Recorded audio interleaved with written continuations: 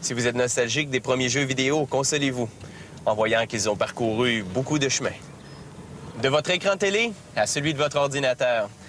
Et même s'ils sont de plus en plus sophistiqués, ils nous procurent toujours autant de plaisir.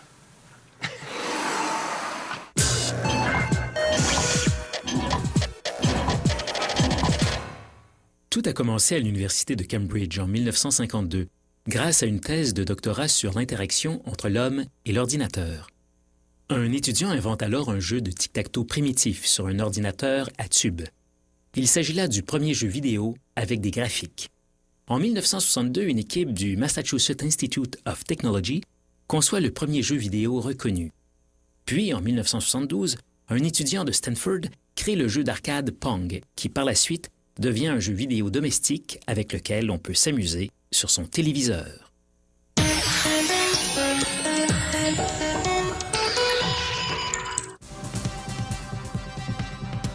Dans le monde des jeux vidéo, tout commence par des séances de remue-ménage, au cours desquelles les membres de l'équipe noyau définissent le concept du jeu, aussi bien au niveau du visuel que du déroulement. Ensuite, ils établissent l'horaire de production, qui va faire quoi et quand. Les composantes du jeu sont alors couchées sur papier, codées en couleurs, puis affichées sur un babillard qui sera le centre nerveux de la production. La phase artistique peut maintenant commencer. Les dessinateurs ébauchent les personnages et les décors sur papier, composant ainsi le scénario en images. Les infographistes, quant à eux, recréent sur ordinateur les dessins du scénario en 3 dimensions. L'équipe de développement amène les éléments à la vie, en utilisant des logiciels d'animation de pointe qui permettent d'ajouter des couleurs, des textures, de l'ombrage et bien sûr, du mouvement.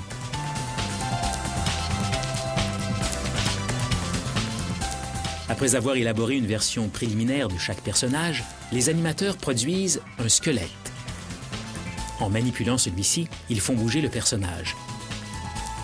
Ils expérimentent différents mouvements, puis choisissent ceux qu'ils veulent utiliser.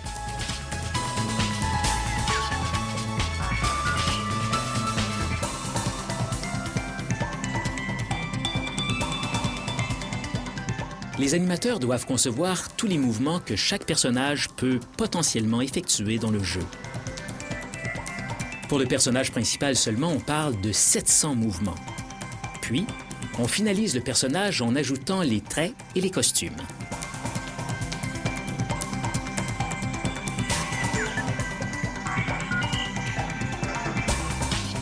L'évolution des personnages du premier coup de crayon à la version finale est tout à fait remarquable.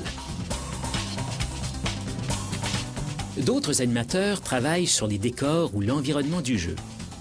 Une fois celui-ci ébauché, on l'étoffe en ajoutant des détails, des couleurs et des textures.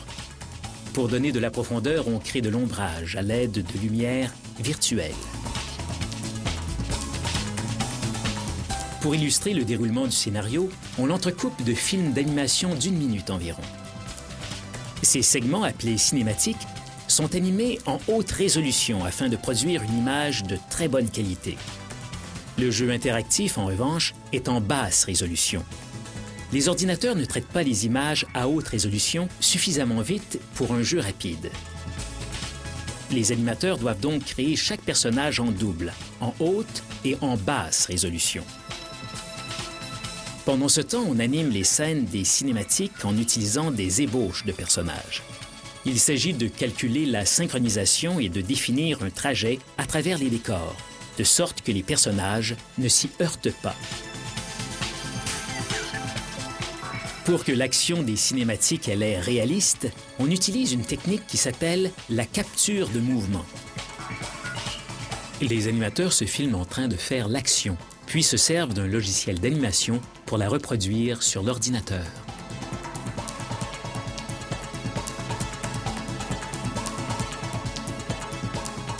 Les programmeurs créent notamment les options de menu du jeu vidéo.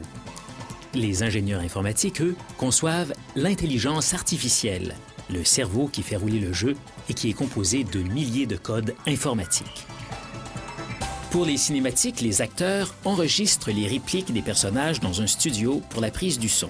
Un technicien audio mixe les voix avec la musique et le bruitage, puis synchronise le tout avec l'action.